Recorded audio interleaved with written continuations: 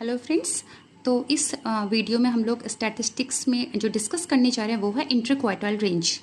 Interquartile range कैसे निकाला जाता है? इंटरक्वार्टाइल रेंज IQR वो निकाला जाता है Q3 माइनस Q1 करके। अब बेसिकली हमें ये पता करना है कि Q3 क्या होता है और Q1 क्या होता है।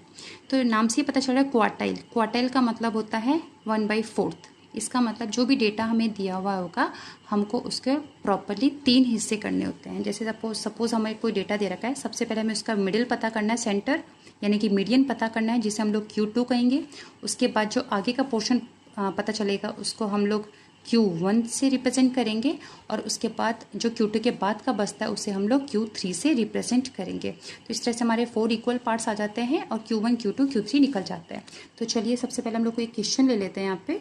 तो ये है हमारे पास question, find the quartile of quartiles निकालना है, Q1 Q2 Q3 निकालना है और उसके बाद हम लोगों को निकालना है इसका इंटर क्वार्टाइल रेंज IQR भी हमको इसमें निकालना है। तो ये डेटा हमें दिया हुआ है, रॉ डेटा हमारे पास गिवन है। सबसे पहले इसे असेंडिंग ऑर्डर में अरेंज करना है जो ऑलरेडी मैंने यहाँ पे लिख के दिखाया हुआ है। तो चलिए सबसे पहले हम बात करेंगे Q1 Q2 और Q3 की। तो सबसे पहले बेसिकली हमें क्या निकालना पड़ता है? Q2 यानी कि मीडियन निकालना है। मीडियन हम सभी ने पता हुआ है, काउंट कर लेते हैं। 1 2 3 4 5 6 7 8 यानी कि इवन नंबर ऑफ ऑब्जर्वेशंस है। तो बिना फॉर्मूले लगाए हुए आसानी से कर सकते हैं हम लोग। अगर इन तीनों को हम एक तरफ कर दें, तो बीच के हमारे पास बचते हैं 26 और 26। तो मीडियन जो आएगा वो इन दोनों के बीच का होगा। तो 26 और 26 के बीच का जो नंबर निकाला जाता है वो कैसे निकाला जाता है? 26 + 26 अपॉन 2, तो ये जाएगा 52 अपॉन 2 यानी कि 26। बेसिकली हमें मालूम था कि 26 होगा, बट एक जनरली अगर यहाँ पे अलग अलग नंबर होते तो इस तरीके से हम निकालते। तो Q2 फ्रेंड्स हमारे पास आ चुका है 26। तो अब हम बात करेंगे कि Q1 कैसे हमको निकालना है। तो Q1 हम लोग कैसे निकालेंगे? Q1 निकालने का फॉर्मूला होता है, इसको बेटर होगा हम लोग फॉर्मूले से निकाल देंगे, n+1 अपॉन 4th ऑब्जर्वेशन। ऊपर से TH लिखा हुआ है, बहुत इंपॉर्टेंट है कि n+1 अपॉन 4 वाली जो जगह में जो ऑब्जर्वेशन आ रही होगी वो इसका आंसर होगा। अब n कितना है यहाँ पे? Number of observations 1 2 3 4 5 6 7 8। तो n की वैल्यू है हमारे पास यहाँ पे लिख लेते हैं साइड में, n = 8 ऑब्जर्वेशन से। तो ये हो जाएगा हमारे पास 8 + 1 अपॉन 4th शॉर्टकट में ऑब्जर्वेशन, तो 9 अपॉन 4th ऑब्जर्वेशन। और 9 अपॉन 4 का मतलब हो गया है हमारे पास फ्रेंड्स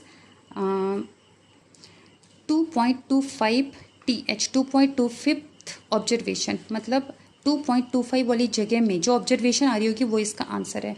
अब 2.25 ऑब्जर्वेशन कैसे हम लोगों को समझ में आएगी कि यहाँ पे 2.25 कौन सी ऑब्जर्वेशन है?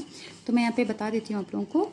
2.25th ऑब्जर्वेशन का मतलब होता है, हम इसको ब्रेक करेंगे डॉट से पहले, पॉइंट से पहले, डेसिमल से पहले वाला 2th observation plus 0.25th part. किसका पार्ट? 2 के आगे वाला, यानी कि 2 के आगे होता है 3rd observation minus 2nd observation. तो 2nd ऑब्जर्वेशन कौन सी थी हमारे पास? ये देखिए, 1st and 2nd। 2nd observation कौन सी थी हमारे पास? ये लिख लेती हूँ मैं पे। 2nd ऑब्जर्वेशन थी हमारे पास 16। तो हम लोग 2nd ऑब्जर्वेशन में लिख देंगे 16 प्लस 0.25। इसको डायरेक्ट मल्टीप्लाई करना है, यहाँ से TH हटा देती हूँ।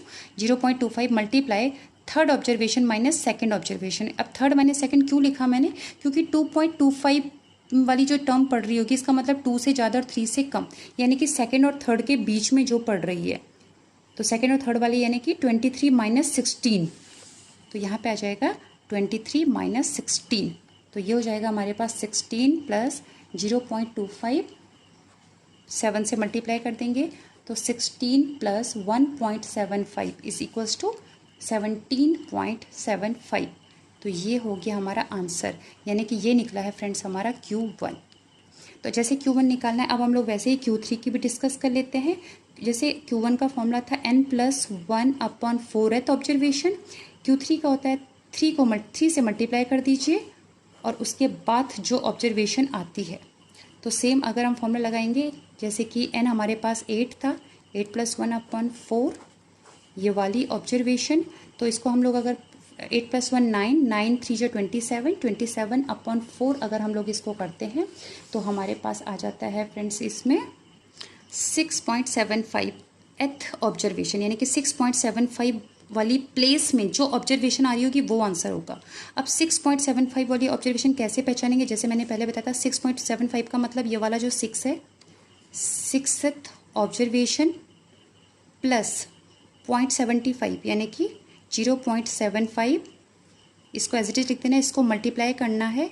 लेकिन 0.75 किसका पार्ट, 6 से आगे, 6 से आगे यानी कि 7th observation minus 6th observation. ठीक है, तो 6th ऑब्जर्वेशन की अगर हम बात करेंगे तो 6th ऑब्जर्वेशन कौन सी है, 1 2 3 4 5 6, ये है हमारे पास 6th ऑब्जर्वेशन और ये है हमारे पास 7th ऑब्जर्वेशन। तो दोनों की दोनों सेम है 35 35, तो ये आ जाएगा 6th ऑब्जर्वेशन है 35 प्लस 0.75 से मल्टीप्लाई करेंगे। 7th ऑब्जर्वेशन भी 35 थी, 6th ऑब्जर्वेशन भी 35 थी। तो फ्रेंड्स अगर हम इसको सॉल्व करेंगे तो ये हो जाएगा 35 - 35 यानी कि 0, 0 को इस वाले से नंबर से मल्टीप्लाई करेंगे तो आंसर आ जाएगा ये 0 एंड 35 + 0 = 35। तो ये आ गया है हमारा Q3।